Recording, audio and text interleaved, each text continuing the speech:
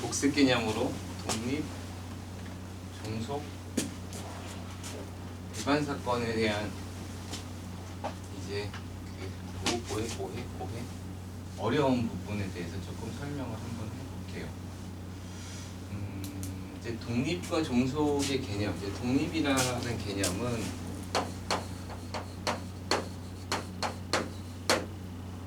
정의적으로는 이렇게 돼 있죠.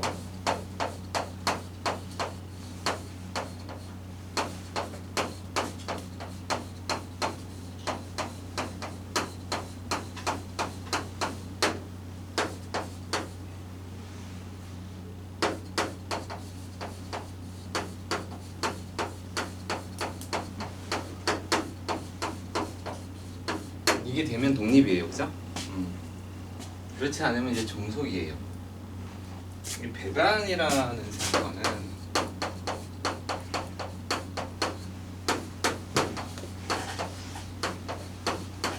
이게 자꾸 여기다 쓰네.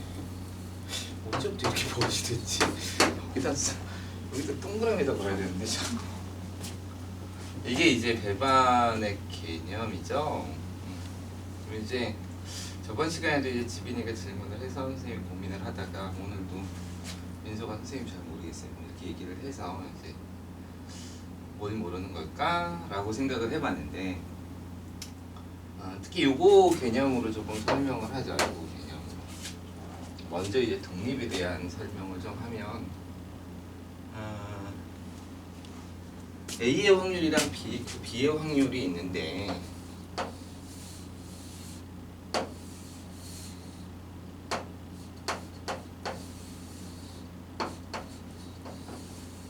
B 확률이 있는데 요 교집합의 확률이 요거의 확률과 요거의 확률의 곱으로 나타납니다. 그런 거죠, 그죠? 그럼 이게 예를 들어서 집합에 따라서 교집합이 많은 것도 있고 적은 것도 있단 말이에요, 그지? 뭐 어느 정도가 겹치면 될까? 뭐 이런 거예요. 그러면 이렇게 생각을 한번 해보죠. 어떤 PA라는 사건의 확률은 2분의 1이에요. PB의 확률은 3분의 1이에요. 그렇죠? 그럼 이거의 독립의 확률은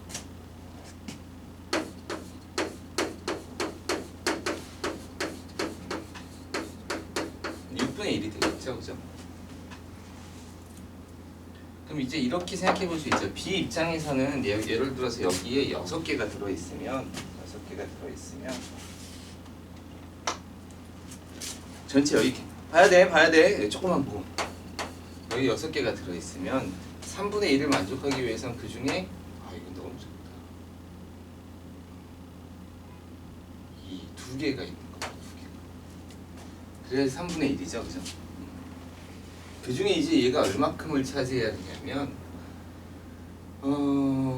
이게 전체의 3분의 1이라서 이 중에 얘가 절반을 차지해 줘야 되는 거예요. 그러니까 얘가 사실은 3개라서 얘가 절반을 차지하고 있으면 너한테도 얘한테 얼마를 차지하고 있어야 돼? 절반을 차지하고 있어야 돼서 하나를 차지하고 있으면 돼요. 그럼 이제 독립이 되는 거예요. 만약에 이걸 12개라고 할까요? 12개. 여기가 4개가 되고 여기가 6개가 될 텐데 그러면 얘의 확률이 이제 3분의 1이니까 이제 얼마가 필요한 거냐면 얘에 대한 얘의 확률만큼 필요해요. 전체의 2분의 1을 차지하고 있으면 너한테도 얼마를 차지하라는 거야? 2분의 1, 절반을 차지. 여기 2개가 있으면 돼. 여기가 만약에 3개면 독립이 아니야 이런 뜻이. 여기가 하나면 독립이 아니야 이런 뜻이. 적절하게 얘하고 얘의 비율만큼 너한테도 있어야 돼. 그럼 너 2개가 있어야 돼 이런 뜻이. 그러면 전체의 12분의 2니까 6분의 1이 나오죠. 그의 확률이 바로 너의 확률과 너의 확률의 곱이에요. 그러면 이제 이런 이야기를 할 수 있죠. 우리가 주사위를 던질 때 너무 2분의 1인데 주사위를 던질 때 1, 2가 나올 확률 그럼 얼마예요? 3분의 1이죠. 맞아요? 여기까지는 다 알죠? 3분의 1이에요. 동전을 던졌을 때 앞면이 나올 확률 6분의 1이죠. 그래서 어떤 친구한테 물어보는 거야. 예를 들어 중학생들한테 확률을 막 이제 배웠어. 선생님이 물어보는 거야. 얘들아, 주사위를 던져, 주사위를 던졌는데 1, 2가 나오거나 앞면이, 그럴 때 동전은 앞면이 나올 확률은 얼마나 될까? 라고 물어봤어. 여러분한테 물어보면 어떻게 계산할 거예요? 주사위를 던졌는데 1, 2가 나오면서 1, 2 둘 중에 하나가 나오고 주사위는 그러니까 동전은 앞면이 나올 확률. 이 둘을? 아니에요? 어떻게? 이 둘을 곱하는 거. 그렇죠. 이 둘을 곱한다고 말이에요. 여러분 생각해도 그렇죠. 자연스럽죠, 그죠? 자연스럽죠. 주사위가 1, 2가 나오고 그러면서 동전은 앞면이 나올 확률을 구해봐. 그러면 자연스럽게 이건 3분의 1이고요. 이건 2분의 1이고요. 그래서 6분의 1이에요. 그럼 답도 맞대. 그럼 난 잘 계산했다 그러죠. 이 안에는 무슨 생각이 포함되어 있을까? 이 사건과 이 사건은 독립이에요. 이런 소리가 들어가 있는 거야. 배우진 않았는데. 그래서 여기까지는 알겠어? 이렇게 계산하는 건 알겠어요? 여기까지는 그냥 따라왔죠, 그죠? 자, 그런데 이제 다른 질문을 하나 하죠. A라는 친구는 일주일에 라면을 일요일 빼고 일주일에 라면을 2번 먹어요. 2번 먹어요.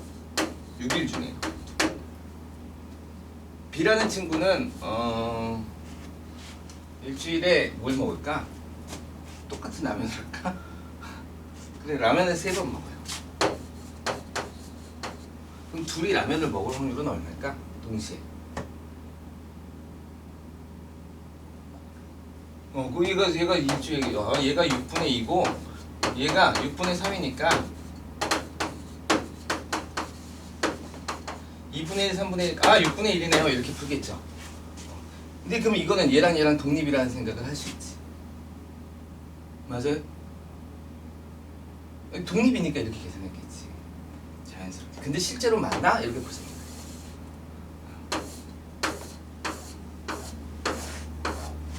월, 화, 수, 목, 금, 토 이렇게. 여기 A가 라면을 먹는 날이고 여기 B가 A는 언제 먹냐면 보통 월, 수, 금을 먹어요. 2번 먹어야 되나? 이렇게 월, 수. 이 친구는 월, 화, 수에 먹어요. 그럼 어떻게 돼? 틀리죠. 동시에 먹는 날은 이날? 이날이지? 동시에 먹는 날은 이날이야. 그러면 어떻게 되는 거야? 이날 먹고 이날 먹으니까 이틀이나 되잖아. 그 6분의 2예요. 근데 만약에 이 친구가 여기서 먹고 여기서 먹는데 이 친구도 이렇게 먹는다면 이것도 안 되네, 그죠? 이렇게 먹는다. 되죠. 그러니까 상황에 따라 다른 거야, 사실은 얘가 라면을 먹는다는 거와 얘가 라면을 먹는다는 게, 그렇죠? 이 두 사건은 서로 연관성이 있는지 없는지에 따라 확률이 달라져요. 무슨 얘기인지 알겠죠? 심지어는 이 친구는 월화에 먹어요. 얘는 목금토에 먹어. 그러면 동시에 일어나는 일은 없어요. 알겠어요? 따라서 이 두 사건은 우리가 독립이라고 하느냐 안 하고 있느냐에 따라서 계산이 굉장히 달라지는 사건. 그럼 우리가 대부분 이렇게 계산하는 이유는 뭐야? 이건 실제로 독립이기 때문에. 어떤 마음을 먹고 되는 게 아니거든. 주사위가 1, 2가 나오면 난 동전은 앞면이 나와야지 이렇게 하거나 그러지 마. 예를 들어서 A랑 B랑 사이가 안 좋아. 사이가 안 좋아서 그러니까 오빠 동생 뭐 이렇게 형제들 형 동생 뭐 이렇게 사이가 안 좋아. 그래서 동생이 먹을 때는 형은 안 먹어. 나는 안 먹어. 이러면 이런 일이 벌어질 거고. 사이가 되게 좋아. 그래서 먹으면 동생도 맨날 따라 먹어 이렇게. 형 먹어? 응, 나도 먹어야지 이렇게. 그럼 굉장히 영향을 받는 거죠, 그죠? 그러니까 사건이라는 건 그런 사건이 있기 때문에 우리가 확률을 정의할 때 그러면 얘가 얘한테 영향을 끼치느냐 안 끼치느냐가 조건으로 붙는 거예요. 이게 이제 조건부 확률의 가장 중요한 핵심이에요. 우리가 두 가지 확률이 일어났을 때 대부분 다 그냥 곱하면 돼, 그치? 이때까지 그렇게 계산해 왔고, 중학교 때도 그렇게 해왔고 지금도 그렇게 하래. 그럼 뭐가 다른 거야? 다르다라는 거야, 실제로. 확률이 조금 더 깊이 있게 들어가면 이 경우가 이 경우에 영향을 주느냐 안 주느냐에 다른 요소가 들어가 있다는 거야. 됐죠? 그럼 오케이, 좋았어. 여기까지는 해결됐어. 독립은 그래서 종속이냐 독립이냐를 따져봐야 되는 게 문제래요. 근데 대부분의 우리가 이때까지 다뤘던 문제는 완벽한 독립의 사건. 이 사건이 이 사건에 영향을 주지 않는 사건에 대해서 다루고 있었기 때문에 이렇게 그냥 단순하게 계산했지만, 만약에 이 두 친구가 마음을 정해놓고 나는 월화에만 먹을 거야. 난 물론 이제 여기에는 문제가 좀 있기는 하죠. 어떤 문제가 있냐면 여기에는 우리가 사건을 다룰 때는 임의적이어야 된다 그래요. 결과를 예측할 수 없어야 된다 그랬잖아요. 그러니까 결과를 정해놨기 때문에 이런 일이 벌어지긴 하지만 어쨌든 간에 우리가 확률을 따질 때는 그런 문제가 있어요. 됐죠?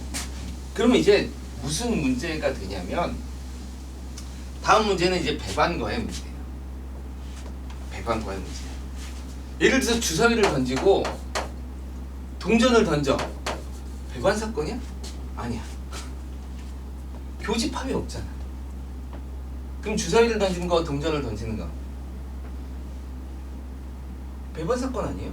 이런 것 때문에 고민하는 거 아니에요? 아니에요? 주사위를 던지고 동전을 던져봐. 그럼 둘의 교집합이 있어 없어? 없어. 그럼 배반 사건이야?